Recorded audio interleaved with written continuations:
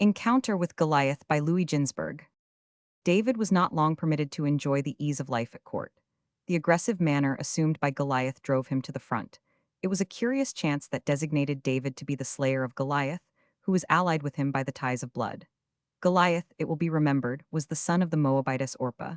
27, the sister-in-law of David's ancestress Ruth, and her sister as well, both having been the daughters of the Moabite king Eglon. 28, David and Goliath differed as widely as their grandams, for in contrast to Ruth, the pious, religious Jewess, Orpah had led a life of unspeakable infamy. Her son Goliath was jeered at as the son of 100 fathers and one mother. 29, but God lets not go unrewarded, even in the wicked. In return for the 40 steps, Orpah had accompanied her mother-in-law Naomi. 30, Goliath the Philistine, her son, was permitted to display his strength and skill for 40 days, and in return for the 4 tears Orpah had shed on parting from her mother-in-law, she was privileged to give birth to 4 giant sons. 31. Of the 4, Goliath was the strongest and greatest. What the scriptures tell about him is but a small fraction of what might have been told. The scriptures refrain intentionally from expatiating upon the prowess of the miscreant, nor do they tell how Goliath, impious as he was, dared challenge the God of Israel to combat with him, and how he tried by every means in his power to hinder the Israelites in their divine worship. Morning and evening, he would appear in the camp at the very time when the Israelites were preparing to say the Shema. 32. All the more cause, then, for David to hate Goliath and determine to annihilate him. His father encouraged him to oppose Goliath, for he considered it David's duty to protect Saul the Benjamite against the giant, as Judah, his ancestor, had in ancient days pledged himself for the safety of Benjamin, the ancestor of Saul. 33, for Goliath was intent upon doing away with Saul.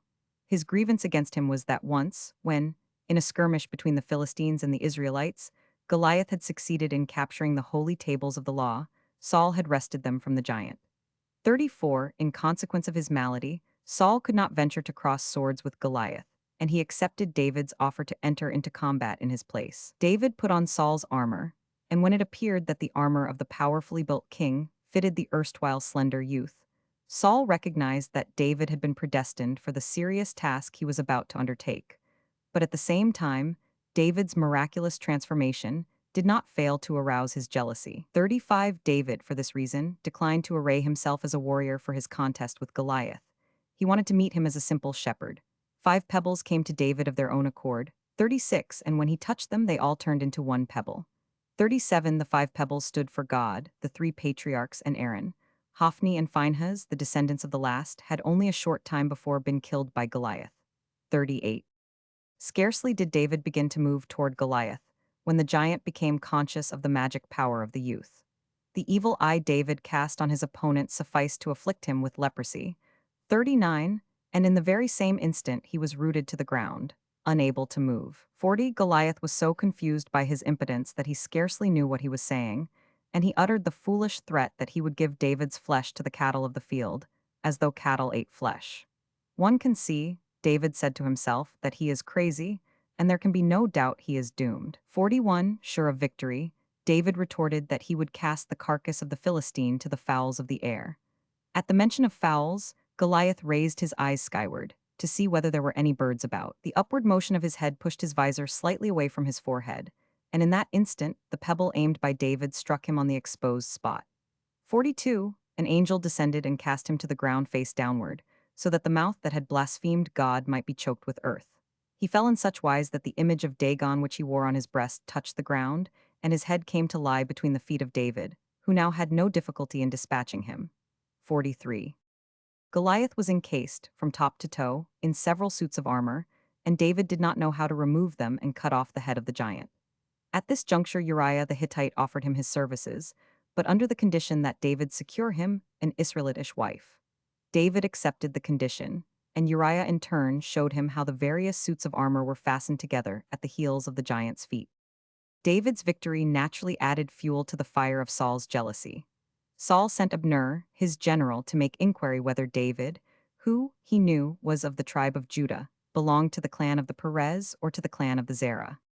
In the former case, his suspicion that David was destined for kingship would be confirmed. Dog, David's enemy from of old, observed that David, being the descendant of the Moabitess Ruth, did not even belong to the Jewish communion, and Saul need entertain no fears from that quarter.